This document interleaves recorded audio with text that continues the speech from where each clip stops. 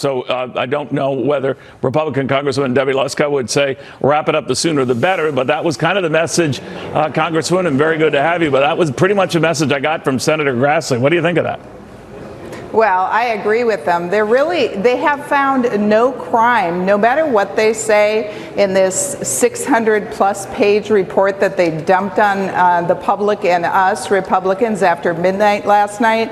I mean, they bring up words like bribery, they bring up words like wire fraud to make it sound really bad, but the bottom line is none of the Democrat witnesses were able to establish that the president committed bribery, treason, or any high crime and misdemeanor as is stated in the Constitution. And so this whole thing is a sham. I agree with President Trump. It's a farce, it's a sham, and it's sad. It's a travesty for our country. And I have mixed feelings about the Senate. On one hand, I want all these witnesses to come forward to vindicate the president. But then on the other hand, you see Schumer doing his show and, saying, well, we want our witnesses. So Republicans liked being fair, unlike what's happened in the House, where it's been a totally unfair process. That report then that you alluded to, Congresswoman, and you're quite right to draw the distinction. They mentioned bribery and all these other things in that 600-plus page report. But the two articles of impeachment now being debated, I guess first the Rules Committee and later in the full House, are abuse of power and obstruction of justice. Nothing about bribery and all this other stuff they brought up in the report. My only question, I'm not a lawyer, I don't know if you are, but why bring it up in the report at all then if it's not part of your articles of impeachment? Because the Democrats are biased and they want to influence the American public, so they know that a lot of the mainstream media is going to repeat these things that are in the report, and it's sensational, right? So you're right, it was obstruction of Congress, actually, which most people don't even know what that means, and abuse of power. They could not come up with bribery, they could not come up with treason, they could not come up with any high crimes and misdemeanors, so they had to come up with something.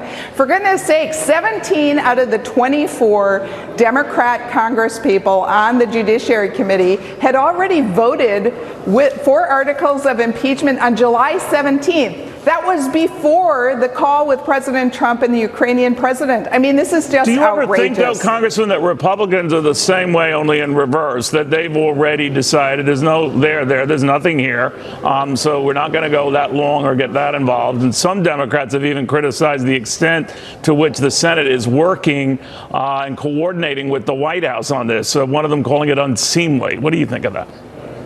Well, it's not unseemly at all. Unlike what the Democrats did in the House, they didn't give the president any opportunity of due process. The only time they allowed him to come to the hearings and cross-examine witnesses was in Judiciary Committee. But then it was too late because we had no fact witnesses. And so the only witnesses we had in Judiciary were some liberal law professors that already publicly said they didn't like President Trump, and a staff member, a Democrat who is a lawyer for the Democrats, hired by the Democrats, who donates to Democrats. No, I understand that, but yeah. Do you fear that Republicans risk doing in reverse what they've claimed Democrats have done and showcase their bias for the world to see? In this case, coordinate with the president's counselor. And I get the point about the timing of remarks and when someone says something and doesn't, but that it looks a little too cozy. It looks sort of like a foregone conclusion, which it might very well be.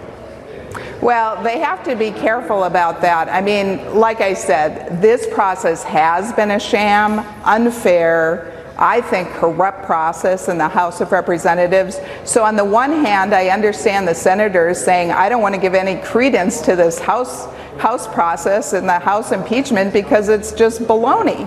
But on the other hand, I would like the American public to see the other side of the story, which could be with witnesses. So I have mixed feelings on it, and in the end of the game, I'm not a U.S. senator. I can try to influence some U.S. senators, but it's ultimately up to them. Thank you, Congresswoman. Good chatting with you again. Thank you.